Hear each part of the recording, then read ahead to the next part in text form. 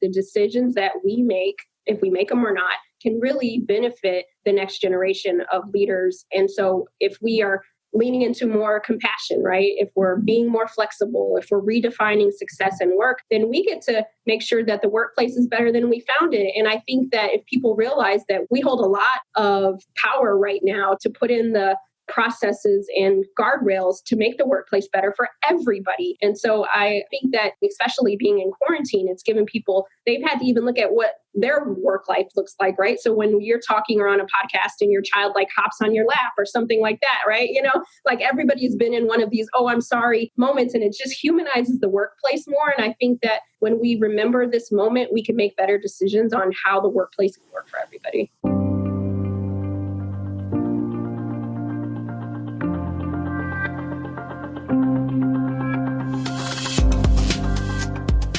Hey everybody, I'm Lori Rudiman. Welcome to Punk Rock HR. Today's guest is author and speaker Minda Harts. If you've ever wondered who's fighting for women of color to get a seat at the table, well, that's Minda, and her book, The Memo, has opened doors for women and other authors to talk about what's really happening in the world of work. On top of her nationally recognized book, Minda also has a terrific LinkedIn account, a prolific blog, a great Instagram and Twitter account. But more importantly, she's a podcaster just like me. In fact, she's a lot better. And you can listen to her show, Secure the Seat, weekly wherever you get podcasts. I'm so excited to talk to someone who's just kicking butt and taking names. So sit back and enjoy this conversation with Minda Harts. Hey, Minda, welcome to the podcast. Thank you for having me, Lori. Oh my gosh, it's my pleasure. Listen, any day with Minda Harts is a great day. So I'm super excited that we finally get to connect in real life. I've been following you for what feels like years. And Minda, it seems like your world is on fire in a great way. Yeah, it's bittersweet a little bit, in the backdrop of this racial, tension in our country. It's the work that I do, but also I know that there's a lot of trauma on the other end of it as well. So it's one of those things where I say yes and put the little dots after. Totally makes sense. Well, for those in my community who don't know who you are, which is like nobody, everybody knows who you are. Why don't you tell us who is Minda Harts and what do you do? Yeah, I appreciate that. So for me, I call myself a career revolutionary because my goal is to make the workplace better than I found it. And sometimes that requires leaning into our courage and pushing aside our caution because nobody benefits when we're cautious. And so I looked at myself. What am I going to do to leave a legacy of a better workplace? And as a woman of color, as a Black woman, I realized there wasn't a lot of content and conversation around our experiences in the workplace. And so I set out to create a company, the Memo LLC, and then books and podcasts just to make sure that there's a body of work for women who have felt left out of the conversation and at the table, that they feel like they have the resources to move forward in their career. Well, let's talk about some of the different mediums that you use to get your message out. You mentioned podcast, book, you're prolific on TV. Like, where do you want to get started? What's part of your empire? It's funny because when I first started back in 2015, I wasn't sure where I wanted to begin, but I just started through blogging was the very first thing that I did. I said, you know what? I was still working in corporate America at the time. And I said, well, what capacity do I have to start to share my story? And so every Monday I committed to putting out a newsletter, Memo Mondays. And I still, even to this day, Lori, I still put out that Memo Monday. And so that was part of the empire, if you will. And then from there, I put out webinars. And from there, I became more active on Twitter and then building out more content. And so it really has been a journey for me. So when people say, oh, you're everywhere, it's like, well, I didn't start everywhere. I might be there. It was a slow motion road to where we are right now. Do you find that writing is your core competency? Because for me, I identify as a writer and writing is thinking. And so I cannot even begin. I mean, sure, I can hop on video and do some quick extemporaneous thing, but I can't begin to do anything meaningful in my life unless I've started from writing. What's your process like? Yeah, it's the same actually, but I never considered myself a writer, not in the traditional sense, because I always like to write, but only for really my consumption. And then going from there, because it helps me ideate. And then once I get going, I'm like, oh, wait, there's something here. And for me, then I'm really able, it's more therapeutic, right? Even the memo, writing the book, I didn't realize how much therapy that was for me just to get it out on paper and then realizing, wow, other people resonate with this too, right? And so I think writing has definitely been a form of advocacy and therapy at the same time. Well, let's talk about the memo because it's currently going into a new release as a paperback. But what's the big idea behind it? What's it all about? Yeah, the big idea is I think sometimes when we talk about women in the workplace, we use these one size fits all approaches to things. And so I'm saying, hey, all women don't experience the workplace the same. And let's talk about that. And so for me, being a Black woman in the workplace, I was always the only one or one of few. And I often felt isolated and like I had to work 10 times harder just to be seen or taken seriously, even with the same credentials as someone who was my counterpart. And so I realized that, we're not talking about some of these conversations. Yes, we talk about gender, but we don't talk about race. And so I wanted to marry the two. And the memo is one of the first books of its kind by a major publisher talking about the experiences of women of color in the workplace. And so it's a very special book in that sense, but more so, it has done well enough so that others can now enter the space and tell their stories. And I think that's part of the big idea that I don't have all of the answers, but now I've cracked the door so that others can give more of their story too. Yeah, that's really terrific. Well, what are some of the lessons that people can find in the memo? Yeah, so many lessons. But yeah, just a few, I'm sure. Yeah. One of the things I would say is this whole idea around showing up when it counts.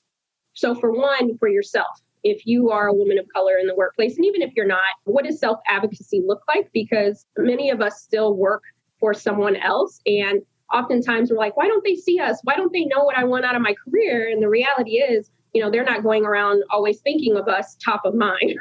So as much as we'd like them to. So part of that is how do you articulate your value and quantify your worth and center your career based on your needs and not everybody else's? And then the other part of it is how can our colleagues show up for us in these situations and close this empathy gap, right? So no more saying, oh, that's just Tom being Tom, but realizing that Tom being Tom is causing me pain, right? And so opening up some of these conversations that, yeah, Tom might be a good guy, but Tom might also be racially harassing me, and both can be true at the same time, right? I wonder how you've learned some of these lessons. A lot of people write books based on ideas they have, and some people write books based on like a loosely sketched out autobiography. What's the memo like? Where do you pull from and what are you sharing? Hey, this is William Tincup, and I'd like to talk to you a little bit about Practitioner Corner podcast. It's a wonderful podcast about the journey, the paths of how practitioners, both HR and TA, kind of go from high school, college, all the way to where they are right now, some of the things that they've learned, how they've been successful, people that thrive around them, etc. It's a fun podcast. You'll love it. You'll learn from it. Subscribe to it. Thanks. Yeah, I guess it's a quasi-memoir. I didn't want to put it. I'd say quasi-memoir, quasi-self-help book, because I do share a lot of my lived experiences, my personal experiences within being a Black woman in the workplace. And so for me, I was very vulnerable in a sense that I wasn't vulnerable before because, in theory, I want to be this strong Black woman, right? But realizing that that's too tough to do. And so here's some good moments that I had, but here's also some struggles. And had my colleagues maybe been more understood what good looked like, what being a good colleague looked like, or understanding that my experiences are just as valid as theirs, I think we could have made the workplace better, right? But instead, I cried some of the same tears my grandmother cried in the workplace. And I wrote this book so that doesn't have to keep happening. It's really interesting because you talk about your experience, your lived experience. And as a woman who's just written my own book, I really had to keep my target reader in mind. I had to keep my own story in mind, but I wanted to create some universal themes and make the book accessible to readers who may stumble on it, or I don't know, maybe their friend recommends it. So what was your writing process like? Did you struggle with that as well, or was that a little bit easier for you? Yeah, congratulations again. And you probably know this, it's a lot harder than it seems to really get down and write and share your story. But I wrote the book with women of color in mind. That was my initial target audience because I knew that there hadn't been a book like this, right? And I knew that if I don't tell the stories that need to be told, then they're not going to maybe get the advice that they've been waiting to hear. So I had to say, okay, if I'm going to write this book, then I really have to be honest on all fronts and share that sauce. But then on the other side, I couldn't write a book just for women of color. I needed to write a book in which our allies, our managers would also be able to have some insight into what it's like to be us when we're in the workplace. And so I wanted to be able to marry the two groups together. Our unconscious bias might say, oh, that book is just for them, but it's just as much for me as it is for everyone else, because we all have to work together, right? And we can be better managers or better colleagues when we understand the person who's across the Zoom call or in a physical environment next to us. Well, I am so interested in that because that was a primary struggle for me to really get that voice and tone right, because I have this experience being this woman in the workplace and going through all of my own, journeys and adventures that I went on. And I want to name names and I want to call it out, but I also want to invite people to, first of all, read it and then change their behaviors. So did you find that you had to pivot your tone sometimes? Because I actually wrote a version of a couple of chapters and I'm like, oh no, I'm browbeating, I'm lecturing. Did you find yourself doing that, or were you pretty consistent with your tone? You know what? I think there were times where I was almost probably policing myself because I'm like, oh, have I gone to the deep end?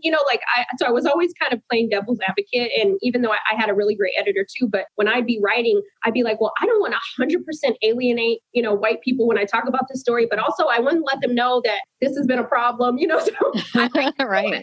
I'd go back and make sure that I was using, okay, yes, I'm going to be hard right now, but know that it's mixed with love, right? And I also wanted to write a book in a way that you feel like you're having a conversation with me at my house. You got a glass of wine, I got a ginger beer, and we're having a real conversation. And that's the way I decided to tackle it, because race can sometimes be a hard pill for some people to swallow, whether you're in it or not. And I felt like I had to be conversational with the approach. Boy, that's a burden that a lot of authors don't have to have, that you really had to dance with. So first of all, congratulations on doing that well in this book. But, maybe the next book, just say it like it is. Don't worry too much about your audience's feelings. But you're right. That is a balance that people have to strike. I wonder why you do what you do, because everybody has an origin story, right? And you alluded to it a little bit, the fact that you didn't have the support that you needed when you were in corporate America. But if you were to describe your origin story and what kind of birthed Minda Harts to the woman she is today, what's that story?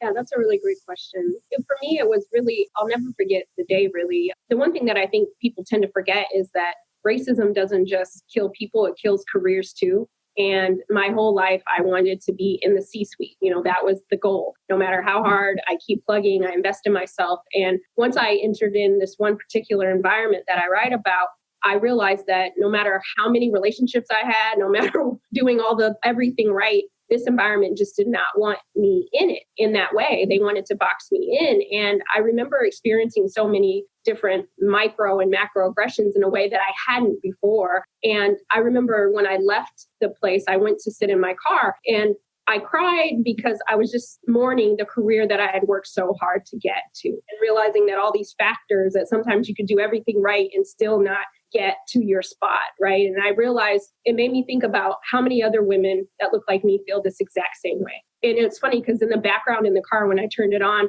it was a Whitney Houston song, like, "Where do broken hearts go?" And I thought, where do the broken hearts go of women of color when we can't take it anymore? And then in that moment, Lori, I said, I'm going to dedicate my life to making sure that women who worked really hard don't have to lean out because of bad characters, right? So if I have to share my story, if I have to create content so that people feel seen and heard, then I'm going to go the distance. And that's was my origin. And from that day forward, I've just been foot on the gas.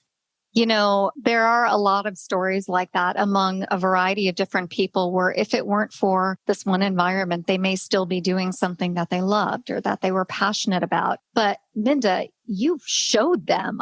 You are the CEO of your life, which is the ultimate goal. And not only have you written this really great book, The Memo, but you've got a podcast and you've got this burgeoning media empire. So tell us a little bit about the podcast. Yeah. So the podcast came before the book, and it's called Secure the Seat. And it was just, when I think about body of work, and I'm sure you probably look at your work this way too, is you have these different outlets that people find you on, right? So you might have your Twitter people, you might have your LinkedIn people, your podcast people. So, some people who engage with me on Twitter, they may never engage with me on LinkedIn, so the podcast was that place to kind of bring everybody in and have conversations where it's not just my voice, but bringing in other thought leaders so that they can see, hey, if I could do it, you could do it too, but guess who else is doing it as well, and so really being able just to bridge that gap. And even though I started the podcast again with women of color in mind, I have so many just men and women of all races and creeds and colors and ages that chime in, because I think we all are looking for just good content, right? And some of it may resonate with others in a different way, but I really wanted to create this body of work in which I'm able to get different intersections that would resonate with the content.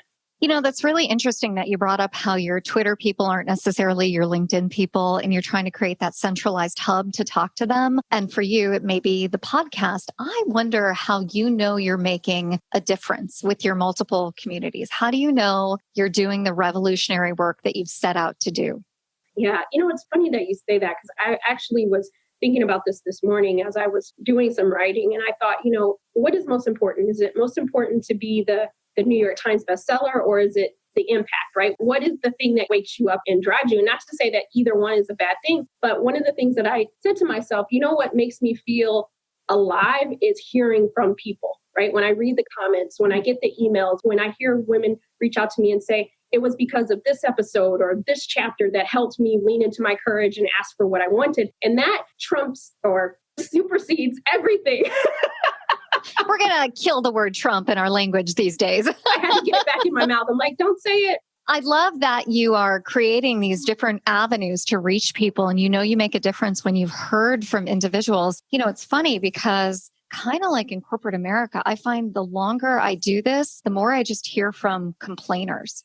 And so where it used to be a joy for me to go out onto LinkedIn or Twitter to read my inbox, now just because of the changing nature of our society, I hear from people who would do it a different way, don't like the way I've said it, don't like the way I've represented myself online. And I wonder, maybe it's just me because I'm a jerk. I have no idea. But do you hear from people like that? And what do you do with those individuals?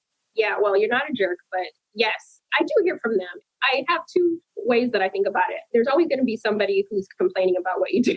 That's just the nature. They have nothing better to do with their time. But what I know is that I don't focus on who isn't interested in what I'm doing or who doesn't like it. I focus on who is, because I know that it's helping more people than not. And then the other thing that really helped me is Brene Brown always talks about don't listen to the people in the cheap seats, right? Because it takes a lot to get in the arena. And I always think of that, like, maybe I'm not doing it 100% right, but what the hell? You're not even down here trying at all. Like, so don't send me a message. And that's really helped me, because you can go down that rabbit hole of like, well, what are people saying? What are they thinking? And it's like, they're not in the arena. So those opinions I can't take, they can't go where I'm headed.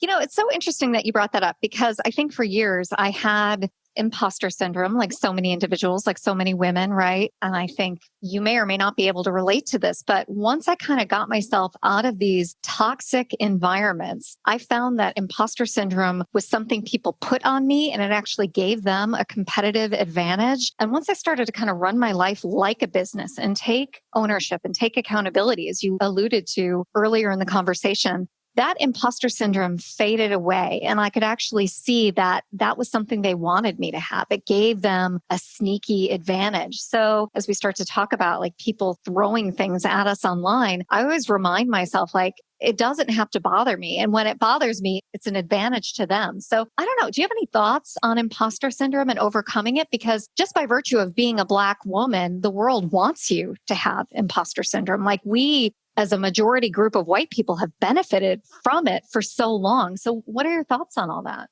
Hello, this is Michael Vandervoort from the Drive Through HR podcast, where we discuss ideas, trends, and activities that impact HR, talent, HR technology in the workplace.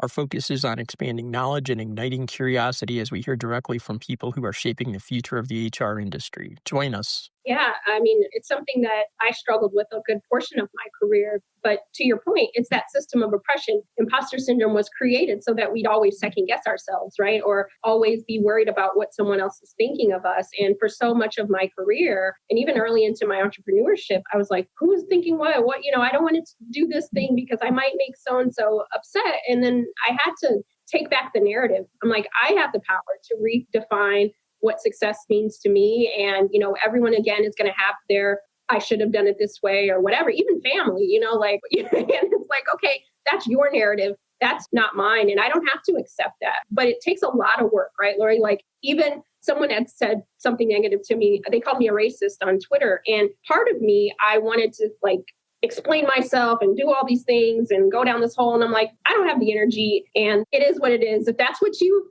have gathered from all the work that I do, then I feel sorry for you. So. Yeah, totally accurate. Well, you said something really interesting in that you know what success means for you. Like you've done the work of defining it for you. So what does success mean for you? What does that look like?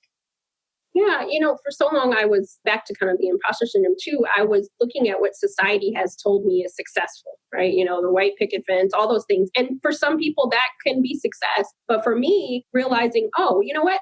I need to create a space in which I'm saying yes to the things I want to say yes to and no to the things I don't want to say, yes to, and creating that space. So for me, it's time, right? How am I spending my time? And for me, that's the success. But it took me a long time. I thought I had to have a title. I thought I had to have all these things. And even when I had those things, I wasn't any happier, So now I realize that I get to redefine what success means to me, and everybody else, they can feel free to do the same for them. And once you understand and own your own story, you have very little room of tolerance for people who try to project anything else onto you.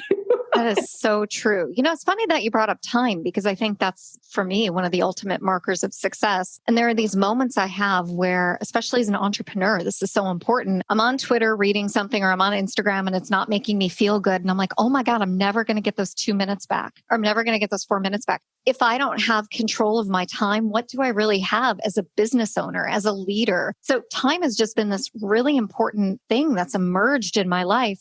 How did you know when you were successful and you kind of owned your time? Did you have these moments like me where you're like, I'm creating my schedule, I'm loving my day? Like, what's that journey been like for you? Yeah, it's funny because even though I was doing the work that I love, I wasn't enjoying everything that I was saying yes to. And that was the part where I was like, oh, now I'm dreading going through the rest of this day. And I'm like, I shouldn't be feeling that. And I have control over that. And I had to, again, remind myself that I have control over my schedule and you need to take control of it because you can't be mad at all these other people that you've said yes to. You've created this scenario in your mind. So what I hear is you're like everybody. Sometimes you're your own worst enemy.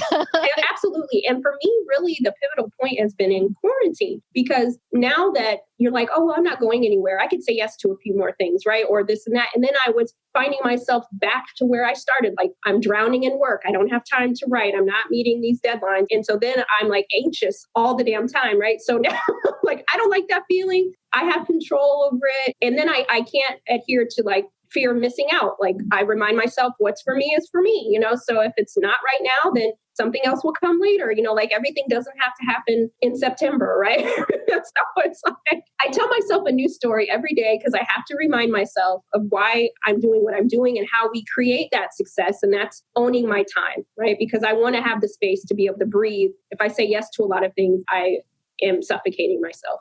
And I really relate to this entrepreneurial point of view because I have often said to people like, I am unhappy and I should be earning PTO and I am unhappy. Where's my 401k, right? Where's my employer contribution? So if I don't have those things, why am I living this old school, top down, hierarchical life that I used to live? So I really, to your point, almost every day when I look at my calendar in the morning and I look at the night before, but when I check back in the morning, I think if there's something I can cut, I'm going to cut it because I just want to make sure I'm doing the work that I want to do, that I need to do to get my ideas out there. I'm so glad we're like on the same wavelength on this because one of the things about entrepreneurship is it can be kind of lonely and kind of isolating. I don't know. Have you felt that way? Yeah, I absolutely have. And especially I think in quarantine, I probably felt a little more isolated, even though I'm still engaging with a lot of people. But I think in terms of just having like that, I feel like so many of us are just running from one Zoom call to the next in our seat, right? That we haven't created that space. And so I'm happy that you're also feeling that way too, because I think sometimes when we're not talking about these things out loud, we're internalizing a lot of stuff, that may or may not be true. And so I think it's good to hear that validation sometimes to remind us that we're on the right track. Yeah, absolutely. I love that. I'm wondering as we start to think about the end of the conversation, and I wish these things could go on for like hours, but I know you're super busy and I want to be respectful of your time. I wonder if there are things about the world of work that still positively surprise you. Like, do you ever have a moment where you're like, oh yeah, that's better than I thought? Yeah, actually I do. And at the heart of like who I am, I'm an optimist. So I always try to see the good in all the situations. But one thing that I will say is I've been surprised at how flexible I think companies are being with some of their employees. Back in the old days, like work had to be this thing, right? This is what work looks like. And I think that leaders are allowing themselves to redefine success and what work means, right? And so working from home, you could still get your job done. Everything doesn't necessarily have to be in the office and having that flexibility. So I think that empathy, closing the empathy gap, I've just seen leaders be more empathetic than I think I've seen in the past. And so that inspires me that there's some good things to come. God, I really love that answer. I hadn't thought about the positive impact of flexibility, but you're right. It's definitely new and it's a shift in our society. To your point, you're optimistic about the future of work, but I wonder if you can articulate why. Like, what makes you an optimist? What makes you excited about the opportunity for people going forward? Yeah, I think we're at a really pivotal time in our society that the decisions that we make, if we make them or not, can really benefit the next generation of leaders. And so if we are leaning into more compassion, right? If we're being more flexible, if we're redefining success and work, then we get to make sure that the workplace is better than we found it. And I think that if people realize that we hold a lot of power right now to put in the processes and guardrails to make the workplace better for everybody. And so I think that especially being in quarantine, it's given people, they've had to even look at what their work life looks like, right? So when you're talking or on a podcast and your child like hops on your lap or something like that, right? Like everybody's been in one of these, oh, I'm sorry moments, and it just humanizes the workplace more. And I think that when we remember this moment, we can make better decisions on how the workplace can work for everybody. Well, I love that. That's super well said. And I'm really appreciative that you took the time out today to come on the podcast and endure my fangirling. I'm so excited to have you as a guest. And if people want to find you, if they want to reach out, like, where are you? What's the best way to get you? You can go to mindaharts.com, but I'm most active on Twitter. So find me at Minda Harts. You are. I love your Twitter account. It's one of my favorite ones that I follow. So thanks so much for doing the work that you do and being a guest on Punk Rock HR. And thank you for the work that you do to shine a light on other voices. Appreciate you. Hey, everybody. I hope you enjoyed my conversation with Minda Harts. Now, the paperback version of the memo is coming out on September 15th. That's right around the corner. And I want y'all to know that you can head on over to LoriRudiman.com/punkrockhr-126. You can find out where to buy the paperback and also where to participate in a cool virtual experience that Minda has created. So again, it's LoriRudiman.com/punkrockhr-126. That is the place to go for links, goodness, paperback, virtual experience, and everything Minda Harts. Now that's all for today's show, and I really hope you enjoyed it. We'll see you next time on Punk Rock HR.